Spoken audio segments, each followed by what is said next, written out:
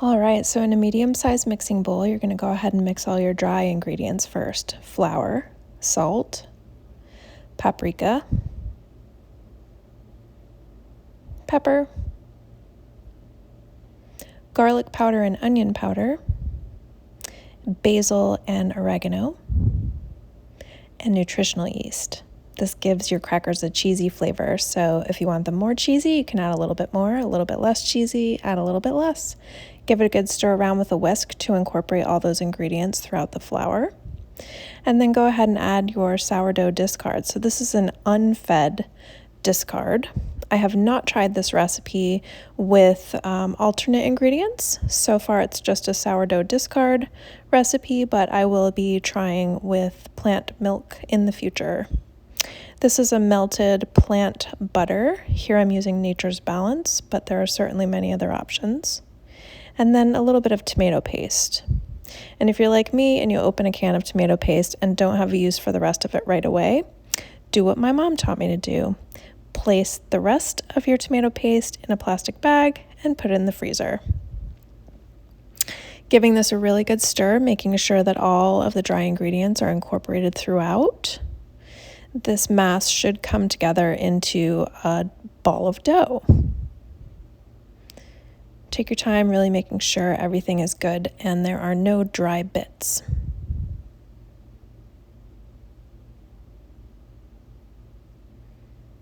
And then go ahead and cut that dough ball in two. Using a piece of plastic wrap, take each of the dough balls. I like to form them into a loose rectangle shape since later on I'm going to be rolling them into rectangles to fit on my baking sheets. And then I go ahead and wrap them up in the plastic wrap. Now you see this demo, I've actually doubled the recipe. So if you're concerned that I'm using more sourdough discard than you see actually listed, it's because I've doubled the recipe here. But the normal recipe is a cup of flour and a cup of sourdough discard. And these are really easily adaptable, so feel free if your pizza's not your particular flavor preference, you can go ahead and mix up any other herbs that you'd like to flavor these with. And even just a basic salt and pepper would be really delicious. So after that dough has sat in the refrigerator for at least 30 minutes, preferably an hour, then go ahead and begin to form your rectangle, first with your fingers and then with a rolling pin. If your dough is a little bit too sticky to roll just with a bare rolling pin, go ahead and place a parchment paper on top and continue to roll.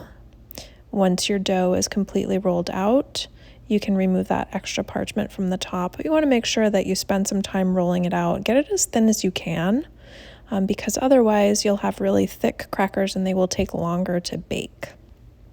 And as you can see here, I am not retaining that rectangular shape. It's definitely morphing into more of an amoeba. Don't worry about it.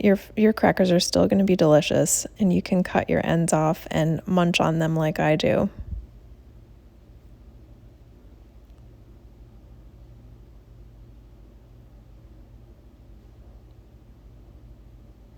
So spend a little time getting your dough all prepped and rolled out.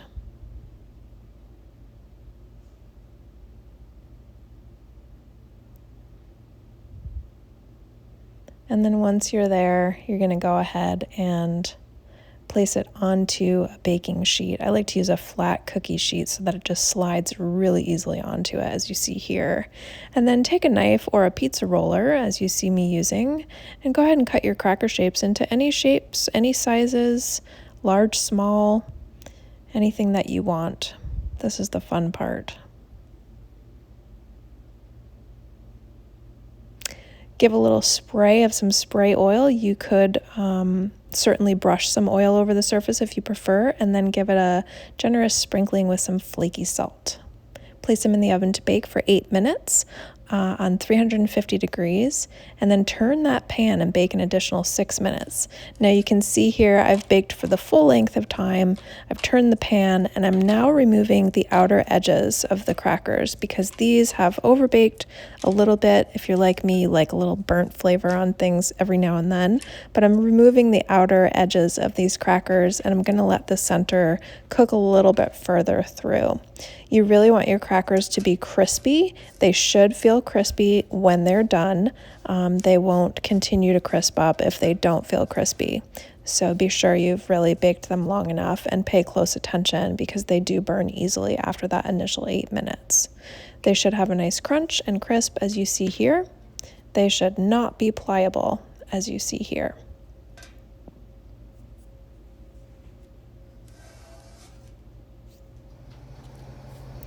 And then make sure your crackers have plenty of time to cool off before you place them in an airtight container. This is my favorite container. It's a ceramic base. It's called a porter, and it has a really nice gasket seal for the lid, and it wraps around. These are great for travel.